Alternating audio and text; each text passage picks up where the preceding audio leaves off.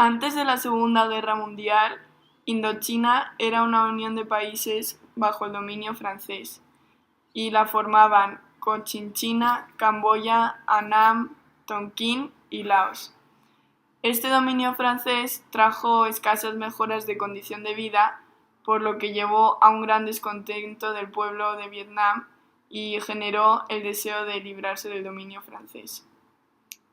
Por tanto, se crean partidos nacionalistas que piden la independencia, así como el Partido Nacional de Vietnam, el Partido Comunista Indochino, y el cual fue creado por Ho Chi Minh.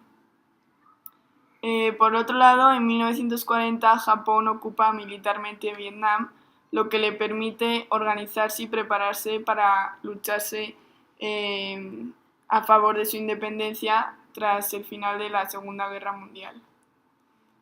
Tras la rendición de los japoneses en 1945, en la Segunda Guerra Mundial, el ejército de Vietnam se levanta y se declara independiente a la República de Hanoi. Por tanto, tras esto, Bo Dai fue derrocado y él había sido el emperador de Vietnam desde 1926. Y tras esto se proclama la independencia de la República Democrática de Vietnam, es decir, de Vietnam del Norte, gracias a los partidos nacionalistas, principalmente el cual fue creado por Ho Chi Minh, mencionado anteriormente como el Partido Comunista Indochino. Ho Chi Minh fue elegido presidente y estableció su gobierno en la ciudad de Hanoi, y por otro lado, Camboya y Laos se independizaron por separado y se proclamaron como repúblicas respectivas, aunque tras el regreso del dominio francés en 1945 estas tres potencias tuvieron que luchar a favor de su libertad. Francia reconoció el nuevo Estado de Vietnam presidido por Ho Chi Minh, pero la imposibilidad de acuerdos políticos y económicos le lleva a un enfrentamiento armado en diciembre de 1946. Bao Dai instauró el Reino de Vietnam, que sería llamado Vietnam del Sur, con respaldo de Francia y capital en Saigón, en 1949, quedando el país dividido en dos partes en la que una estaría enfrentada con la otra. Estados Unidos reconoce el régimen de Saigón en 1950 y Truman manda asesores a adiestrar a los survietnamitas en el manejo del armamento. Luego existe una guerra entre Francia y Vietnam del Norte que acaba cuando los militares de Ho Chi Minh invaden la base francesa en 1954. Se buscaría una solución diplomática a partir de la Conferencia de Ginebra, en la que se juntan Vietnam del Norte, Vietnam del Sur, Estados Unidos, Francia, Gran Bretaña y la URSS, junto con China.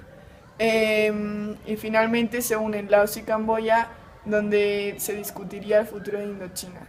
Se acuerdan diferentes acuerdos, entre ellos la retirada de los franceses de Vietnam y en general de toda Indochina, el armisticio para Vietnam y la división temporal entre Vietnam del Norte y Vietnam del Sur a partir del paralelo 17 y el reconocimiento de la independencia de Vietnam del Norte, donde finalmente se acuerda hacer unas elecciones en 1956 para reunificar el país.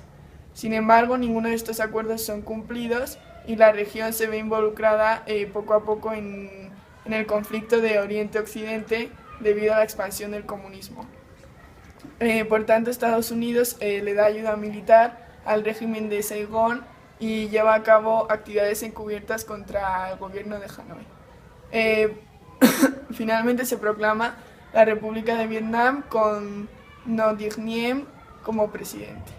Por tanto, se puede decir que la causa principal de la guerra de Vietnam fue el intento de derrocar al gobierno survietnamita llevado a cabo por las guerrillas de los comunistas de Vietnam del Sur, que fueron apoyadas por Vietnam del Norte, desembocando por tanto en la guerra entre ambos países. Esto acabó siendo un conflicto internacional, ya que Estados Unidos entra en esta guerra y otros 40 países más apoyando a Vietnam del Sur, mientras que la URSS y el Partido Nacional y Popular de China apoyan a Vietnam del Norte y a Vietcong. Por tanto, se crean dos bandos apoyando al comunismo y el otro bando interviniendo a la no expansión del comunismo, y se crea esta guerra de Vietnam. Nosotros, el pueblo vietnamita del norte, lo único que buscamos es unificar al país como uno solo, en el que las ideas comunistas sean las que rigen y controlen todo tipo de política. Lo que está haciendo el gobierno apoyado por Estados Unidos para evitar esta unificación, lo único que lograrán será crear un conflicto armado internacional, que solamente intensificará el nacionalismo de la República Democrática de Vietnam y la necesidad de un gobierno comunista. Ya tenemos el apoyo de China y la Unión Soviética, y si las amenazas de la guerra persisten, varios grupos unidos armados se levantarán. ¡Viva el Frente de la Liberación Nacional! Buenas tardes, Angélica. Buenas tardes, Lucrecia, ¿cómo estás? Muy bien, muchas gracias. Qué bueno. Oye, ¿qué le parece si empezamos a platicar un poco sobre los dos bandos que había en la guerra de Vietnam, en el conflicto que surge en la Guerra Fría? Me parece muy bien. Bueno, era totalmente claro que habían dos bandos. El primero estaba conformado por la República Democrática de Vietnam o Vietnam del Norte, que era dirigido por Ho Chi Minh y que era apoyado por la Unión Soviética y por China. Y bueno, del otro lado, Vietnam del Sur o República de Vietnam, que era apoyado por Estados Unidos principalmente y por otras 40 naciones. Claro, exactamente, pero también cabe decir que surge el Frente de Liberación Nacional, el cual inmediatamente fue apoyado por la Unión Soviética y por la Mao de China. Claro, y bueno, esto se creó por el descontento que canta la dominación, que hace la dominación francesa en Vietnam. Y bueno, y no solo eso, porque también sabemos que el conflicto de Vietnam se extiende hasta Laos, donde lucharon y derrocaron a la monarquía hasta 1973. Y hasta Camboya, que también se rinden en ese mismo año, en 1973. Exactamente. Bueno, yo la verdad lo que no entiendo era qué buscaba Estados Unidos involucrándose en este conflicto. Bueno, Estados Unidos apoya desde el principio, tanto militarmente como económicamente, a Francia, cuando Francia buscaba la reconquista, y esto lo hace como un método para frenar el comunismo en Asia. Exacto. Y bueno, tras la retirada de los franceses, Estados Unidos entonces intervendría en esta guerra por el mismo motivo, para contener la expansión del comunismo y a su misma vez para evitar la unificación de Vietnam. Exacto. Es por eso que empiezan la invasión y así es como se da el conflicto de Vietnam en un ámbito internacional. Bueno, muchas gracias, Lucrecia. En 1959 empiezan ataques guerrilleros y Vietnam del Norte declara que quiere liberar a Vietnam del Sur del imperialismo americano. Es en 1961 que Estados Unidos declara que estaría apoyado militar y económicamente a Vietnam del Sur. En 1963 hay un golpe de Estado que derroca al gobierno de Diem, el cual es finalmente ejecutado. Hubieron ataques relámpagos y en 1965 los americanos desembarcan en el mar de China Meridional. Se ordena una paralización para empezar negociaciones de paz, pero son rechazadas por Vietnam del Norte. Estados Unidos, tras unirse con aliados, deciden retirarse si es que norvietnamitas cesaban ataques, pero estos se negaron. En 1968, americanos concluyen que la guerra no se podría ganar y el presidente Johnson anuncia paralización de bombardeos. En 1969, Nixon anuncia retirada de miles de soldados americanos, pero ni esto ni la muerte de Ho Chi Minh llevan a negociaciones. Es en 1970 que estadounidenses entran a Camboya tras golpe de Estado, y es ahí que la guerra se expande tanto a Laos como a dicho Camboya. La retirada continúa en el 71 y coincide con una nueva concentración de tropas en Vietnam del Norte. Negociaciones se detienen en el 72, ya que Nixon confiesa que había tenido negociaciones secretas con Vietnam del Sur, y esto lleva a nuevos planes de paz. El plan de ataque por parte de Nixon, que exigía la renuncia del presidente Thieu, y conflictos empiezan a aumentar, lo que fomenta conversaciones de seguridad nacional dentro de Estados Unidos. cesan los ataques aéreos americanos y en 1973 es que Nixon anuncia que se había llegado a una decisión de parar el fuego por completo. Es en el 28 de enero que los países involucrados firman un acuerdo del fin de la guerra y de la restauración de la paz. Bueno, ahora vamos a platicar un poco de las consecuencias de la guerra de Vietnam, en las que se vieron afectados tanto Vietnam como Estados Unidos. Por parte de Vietnam se vio afectada en que perdió el 70% de su infraestructura, o sea, tanto en comunicaciones como en transporte. Luego el medio ambiente también fue dañado por el agente naranja, que fue una de las armas químicas utilizadas en esta guerra.